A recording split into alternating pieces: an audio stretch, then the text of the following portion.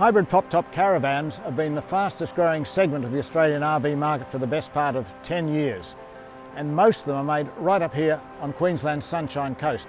This is the very latest one, the Noosa ORV, made right here in Noosaville.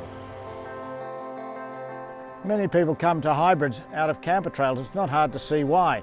Pop-tops are popular because literally they pop up easily. They have ventilation around the skirt, so lets all that air in and lets all the hot air out, which is great in the tropics.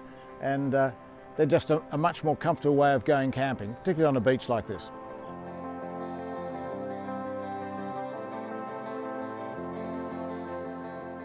I'm talking with Murray, who owns this Noosa ORV, and it was built to his requirements.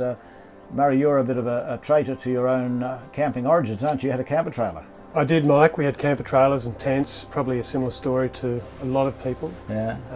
And as we've got on in age a little bit and kids have come along, we've just tried to simplify things a little bit, and so we've gone to the hybrid, which suits us perfectly at this stage of our life. So I see you've got room for literally everyone and his dog here. We do, 2 young kids, so we needed good sized beds as they grow. So we've got these at 1.8 metres, I think, that they can grow into. We've got a Labrador who comes in and sleeps down here on the floor. And what else? I mean, this drops down to form a lounge, doesn't it? It does. It can come out altogether. So we thought, when the kids leave, and if we don't need it, we can take it out. But at the moment, it swings down here and forms a lounge. So on wet weather, we've got the lounge suite there and the table that swivels around, so we can all sit in here and play cards if we need to. So like most hybrids, it's the attraction is they're a bit of both worlds. You can pretend you're in a camp, you can cook outdoors and things, and yet you've got you're self-contained inside, aren't you, when it's terrible? Yes, look, we had an option of a shower and toilet outside, but we've gone inside because we found with the camper trailer, getting kids clean outside and then trying to get them inside into bed was a hassle. So like red dirt and dust and sand and all that sort of stuff. They bring half of it in with them. Where have you taken it so far? We took it off-road through the Kosciuszko National Park, through a few river crossings, and they handled well.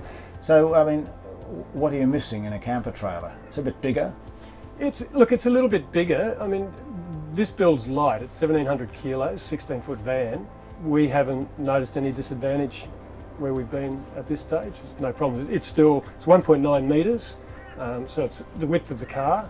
Look, we haven't noticed any pitfalls at all so far.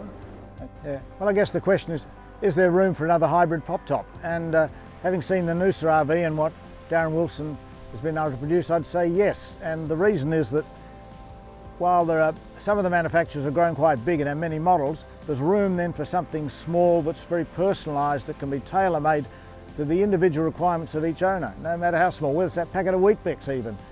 There's some way of doing it. This is a very well finished, very well built off-road hybrid. It uses proven componentry sourced from around Australia, so it's quite easily customised to suit individual requirements. But on the base of its price, which in this case is in the low 70 mark, its build quality and its weight at around 1,700 odd kilograms, it's a winner.